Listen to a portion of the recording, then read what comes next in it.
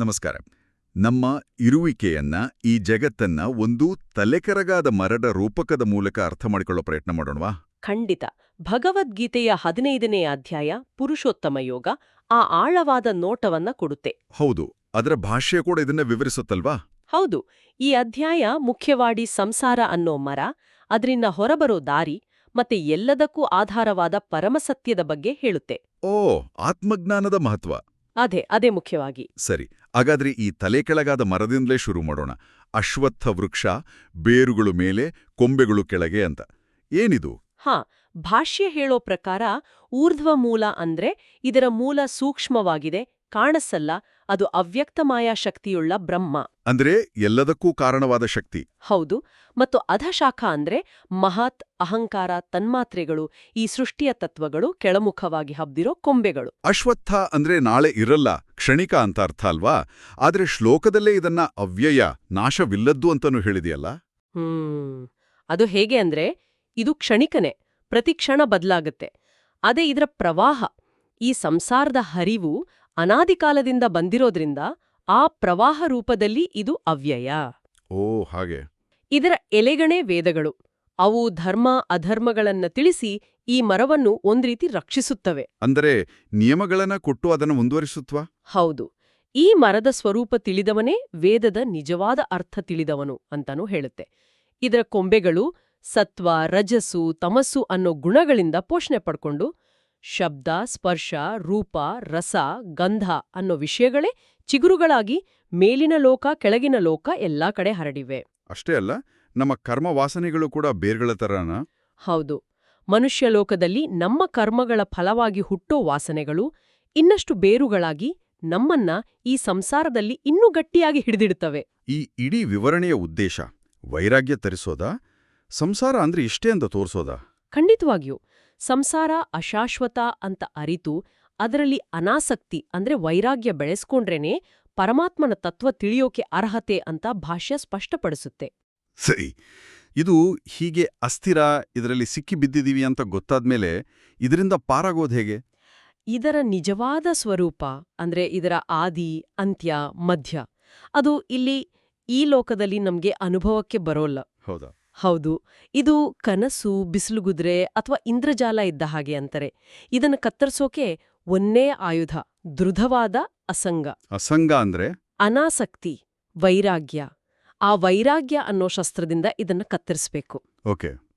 ಕತ್ತರಿಸಿದ ಮೇಲೆ ಮುಂದಿನ ದಾರಿ? ಆಮೇಲೆ ಯಾವ ಪದವನ್ನ ಅಂದ್ರೆ ಯಾವ ಸ್ಥಿತಿಯನ್ನ ತಲುಪಿದ್ರೆ ಮತ್ತೆ ಈ ಸಂಸಾರಕ್ಕೆ ವಾಪಸ್ ಬರೋದಿಲ್ವೋ ಆ ಪರಮ ಪದವನ್ನ ಹುಡುಕಬೇಕು. ಹುಡುಕೋದು ಅಂದ್ರೆ? ಯಾವ ಆದಿಪುರುಷನಿಂದ ಈ ಹಳೆಯ ಸೃಷ್ಟಿ ಪ್ರವೃತ್ತಿ ವಿಸ್ತರಿಸಿತೋ ಆತನನ್ನೇ ಶರಣು ಹೋಗ್ತೀನಿ ಅನ್ನೋ ಭಾವದಿಂದ, ಆ ದೃಢ ಸಂಕಲ್ಪದಿಂದ ಆ ಪದವನ್ನ ಅನ್ವೇಷಣಿಸಬೇಕು. ಆ ಪದ ಎಂಥದ್ದು ಅಂದ್ರೆ ಅದನ್ನು ಸೂರ್ಯ, ಚಂದ್ರ, ಅಗ್ನಿ ಕೂಡ ಬೆಳಗ್ಸಲಾರವು ಅಂತಲ್ಲ. ಹೌದು.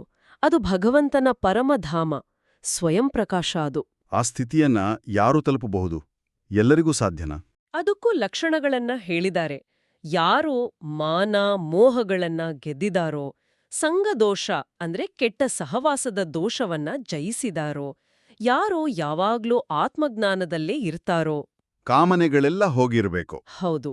ಕಾಮನೆಗಳಿಂದ ಪೂರ್ತಿ ಮುಕ್ತರಾಗಿ ಸುಖ ದುಃಖ ಅನ್ನೋ ದ್ವಂದ್ವಗಳಿಂದ ಬಿಡುಗಡೆ ಹೊಂದಿದ್ದಾರೋ ಅಂಥ ಜ್ಞಾನಿಗಳು ಆ ಅವ್ಯಯ ಪದವನ್ನ ಸೇರ್ತಾರೆ. ವಾಪಸ್ ಬರೋಲ್ಲ ಅಂತ ಹೇಳಿದ್ರಿ. ಹಾಗಾದ್ರೆ ಜೀವದ ಸ್ವರೂಪ ಏನು? ನಾವೆಲ್ಲ ಆ ಪರಮಾತ್ಮನ ಅಂಶಗಳೇನಾ? ಖಂಡಿತ. ಭಾಷ್ಯ ಇದನ್ನ ಚೆನ್ನಾಗಿ ವಿವರಿಸುತ್ತೆ. ಪರಮಾತ್ಮನ ಸನಾತನ ಅಂಶವೇ ಆದ ಜೀವ ದೇಹದ ಜೊತೆ ಸೇರಿದಾಗ ನಾನು ಮಾಡೋನು, ನಾನು ಅನುಭವಿಸೋಣು ಅಂತೆಲ್ಲ ಅಂದ್ಕೊಳ್ತಾನೆ. ಒಂದು ಉದಾಹರಣೆ ಕೊಡ್ಬೋದಾ? ಹೇಗೆ ನೀರಿನಲ್ಲಿ ಸೂರ್ಯನ ಪ್ರತಿಬಿಂಬ ಇರುತ್ತೋ ಅದು ನಿಜವಾದ ಸೂರ್ಯ ಅಲ್ಲ, ಅಥವಾ ಮಡಿಕೆ ಒಳಗಿನ ಆಕಾಶ ಅದು ಪೂರ್ತಿ ಆಕಾಶ ಅಲ್ಲ. ಸರಿ. ಹಾಗೇನೆ ಅವಿದ್ಯೆಯಿಂದ ಕಲ್ಪನೆಯಾದ ಈ ಜೀವಭಾವ ಜ್ಞಾನ ಬಂದಾಗ ಹೋಗತ್ತೆ. ಆಗ ಜೀವ ಪರಮಾತ್ಮನಲ್ಲಿ ಒಂದಾಗುತ್ತಾನೆ, ಮತ್ತೆ ಬೇರೆಯಾಗೋಲ್ಲ. ಹೇಗೆ ಮಡಿಕೆ ಒಡೆದ್ರೆ ಒಳಗಿನ ಆಕಾಶ ಮಹಾಕಾಶದಲ್ಲಿ ಒಂದಾಗುತ್ತೋ ಹಾಗೆ. ಓ, ಅರ್ಥ ಆಯ್ತು. ಹಾಗಾದ್ರೆ ಈ ಜೀವ ಒಂದು ದೇಹದಿಂದ ಇನ್ನೊಂದಕ್ಕೆ ಹೋಗುತ್ತೆ ಅಂದ್ರಲ್ಲ, ಆ ಪಯಣ ಹೇಗೆ?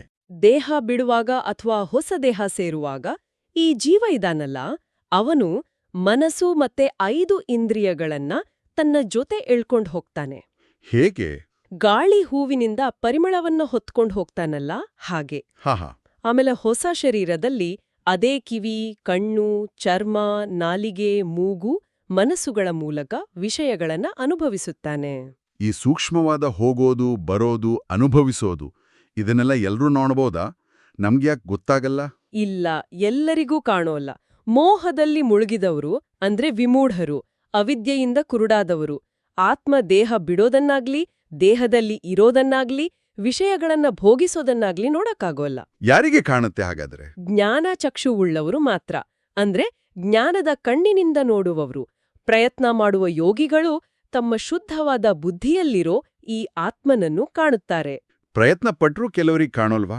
ಹೌದು, ಯಾರ ಮನಸ್ಸು ಅಶುದ್ಧವಾಗಿದೆಯೋ ಅವರು ಎಷ್ಟೇ ಪ್ರಯತ್ನಿಸಿದರೂ ಇದನ್ನ ತಿಳಿಯಲಾರರು ಅಂತ ಸ್ಪಷ್ಟವಾಗಿ ಹೇಳಿದೆ. ಸರಿ, ಈಗ ಇಷ್ಟೆಲ್ಲದಕ್ಕೂ ಆಧಾರವಾದ ಆ ಪರಮಾತ್ಮನ ಸ್ವರೂಪದ ಬಗ್ಗೆ ಸ್ವಲ್ಪ ಹೇಳಿ. ಭಗವಂತ ತನ್ನ ಕೆಲವು ಮುಖ್ಯವಾದ ವಿಭೂತಿಗಳನ್ನ ಅಂದ್ರೆ ತನ್ನ ಮಹಿಮೆಗಳನ್ನ ಇಲ್ಲಿ ಸಂಕ್ಷೇಪವಾಗಿ ಹೇಳ್ತಾನೆ. ಹೇಗೆ? ಸೂರ್ಯನಲ್ಲಿ, ಚಂದ್ರನಲ್ಲಿ, ಅಗ್ನಿಯಲ್ಲಿರೋ ತೇಜಸ್ಸು ಇದೆಯಲ್ಲ, ಅದು ತನ್ನದೇ ಅಂತಾನೆ. ಭೂಮಿಯನ್ನ ತನ್ನ ಶಕ್ತಿಯಿಂದ ಹಿಡಿದಿಟ್ಕೊಂಡಿರೋ ಸಾಮರ್ಥ್ಯ. ಓ. ಚಂದ್ರನಾಗಿ ಔಷಧಿ ಸಸ್ಯಗಳನ್ನ ಪೋಷಿಸೋ ರಸಶಕ್ತಿ. ಮತ್ತೆ ಎಲ್ಲಾ ಪ್ರಾಣಿಗಳ ಹೊಟ್ಟೆಯಲ್ಲಿ ವೈಶ್ವಾನರ ಅನ್ನೋ ಅಗ್ನಿಯಾಗಿ ಆಹಾರವನ್ನ ಪಚನ ಮಾಡೋ ಶಕ್ತಿ. ಇದೆಲ್ಲ ತನ್ನದೇ ಸ್ವರೂಪ ಅಂತ ಹೇಳ್ತಾನೆ. ಅಂದ್ರೆ ಎಲ್ಲೆಲ್ಲೂ ಅವನೇ ಇದ್ದಾನೆ. ಹೌದು, ಅಷ್ಟೇ ಅಲ್ಲ, ಎಲ್ಲ ಜೀವಿಗಳ ಹೃದಯದಲ್ಲಿ ಅಂದ್ರೆ ಬುದ್ಧಿಯಲ್ಲಿ ಆತ್ಮರೂಪಿಯಾಗಿ ತಾನೇ ಇದ್ದಾನೆ ಅಂತ ಹೇಳ್ತಾನೆ. ನೆನಪು ಮರೆವು ಕೂಡ ಅವನಿಂದಲೇನಾ? ಹೌದು, ಅವನಿಂದಲೇ ಸ್ಮೃತಿ, ಜ್ಞಾನ ಹಾಗೆ ಅಪೋಹನ ಅಂದ್ರೆ ಅವುಗಳ ನಾಶ ಅಥವಾ ಮರೆವು ಎಲ್ಲವೂ ಆಗುತ್ತೆ, ಅವರವರ ಕರ್ಮಕ್ಕೆ ತಕ್ಕಂತೆ. ಎಲ್ಲ ವೇದಗಳಿಂದ ತಿಳಿಯಬೇಕಾದವನೂ ಅವನೇ ಅಂತೆ. ಹೌದು, ವೇದಗಳಿಂದ ತಿಳಿಯಬೇಕಾದವನೂ ಅವನೇ. ವೇದಾಂತ ಸಂಪ್ರದಾಯವನ್ನ ಶುರು ಮಾಡಿದ್ವನೂ ಅವನೇ. ವೇದಗಳ ನಿಜವಾದ ಅರ್ಥ ತಿಳಿದವನೂ ಅವನೇ. ಅದ್ಭುತ. ಈ ಅಧ್ಯಾಯದ ಹೆಸರು ಪುರುಷೋತ್ತಮ ಯೋಗ ಅಂತ. ಏನಿದರ ವಿಶೇಷ?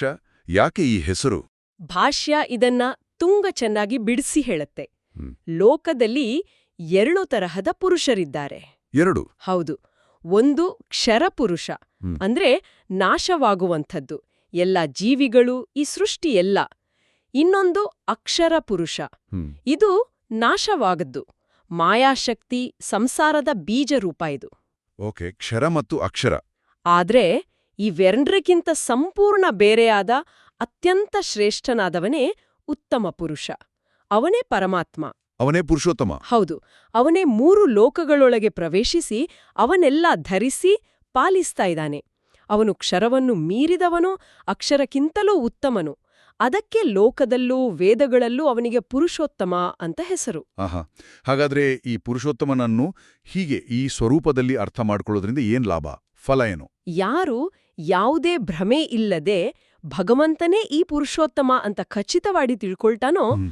ಅವನು ಸರ್ವಜ್ಞ ಆಗ್ತಾನೆ. ಹ್ಮ್. ಅಂದ್ರೆ ತಿಳಿಬೇಕಾದ ಮುಖ್ಯವಾದನ್ನೆಲ್ಲ ತಿಳಿದವನಾಗ್ತಾನೆ. ಮತ್ತು ಅವನು ಸರ್ವಭಾವದಿಂದ ಅಂದ್ರೆ ಪೂರ್ತಿ ಮನಸ್ಸಿನಿಂದ ಭಗವಂತನನ್ನ ಭಜಿಸ್ತಾನೆ. ಅಂದ್ರೆ ಈ ಜ್ಞಾನವೇ ನಿಜವಾದ ಭಕ್ತಿಗೆ, ಮೋಕ್ಷಕ್ಕೆ ದಾರಿನ? ಖಂಡಿತ ಅದೇ, ಈ ಜ್ಞಾನವೇ ಎಲ್ಲದಕ್ಕೂ ಮೂಲ. ಹಾಗಾದ್ರೆ ಒಟ್ಟಿನಲ್ಲಿ ಈ ಅಧ್ಯಾಯ ಸಂಸಾರ ಅನ್ನೋ ಒಂದು ಚಿಕ್ಕಲಾದ ಮರದ ಚಿತ್ರಣ ಕೊಟ್ಟು, ಅದರಿಂದ ಪಾರಾಗೋಕೆ ವೈರಾಗ್ಯ ಅನ್ನೋ ಅಸ್ತ್ರ ಕೊಟ್ಟು, ಕೊನೆಗೆ ಎಲ್ಲವನ್ನೂ ಮೀರಿದ ಆ ಪುರುಷೋತ್ತಮನನ್ನ ಸೇರೋ ದಾರಿ ತೋರಿಸುತ್ತೆ. ಹೌದು, ಸಂಕ್ಷೇಪವಾಗಿ ಹೇಳೋದಾದ್ರೆ ಅದೇ ಸಾರ. ಜೀವದ ಪಯಣ, ಪರಮಾತ್ಮನ ಸರ್ವವ್ಯಾಪಿತ್ವ ಮತ್ತೆ ಕ್ಷರ ಅಕ್ಷರಗಳ ಆಚೆಗಿನ ಆ ಪರಮ ಸತ್ಯವನ್ನ ತಿಳಿಸ್ಕೊಡುತ್ತೆ. ಆ ತಿಳುವಳಿಕೆಯೇ ನಮ್ಮನ್ನ ಪೂರ್ಣ ಶರಣಾಗತಿಗೆ ಕೊಂಡೊಯ್ಯುತ್ತೆ. ಕೊನೆಯದಾಗಿ ಒಂದು ಯೋಚನೆ. ಎಲ್ಲರ ಹೃದಯದಲ್ಲಿರೋ ಪರಮಾತ್ಮನೇ ನೆನಪಿಗೂ ಮರಿವಿಗೂ ಕಾರಣ ಅನ್ನೋದು. ನಮ್ಮ ಅರಿವು ಹೇಗೆ ಕೆಲಸ ಮಾಡುತ್ತೆ ಅನ್ನೋದ್ರ ಬಗ್ಗೆ ಹೊಸ ಪ್ರಶ್ನೆಗಳನ್ನ ಹುಟ್ಟುಹಾಕುತ್ತಲ್ವಾ? ನಿಜ, ಇದು ಚಿಂತನೆ ಮಾಡಬೇಕಾದ ವಿಷಯ.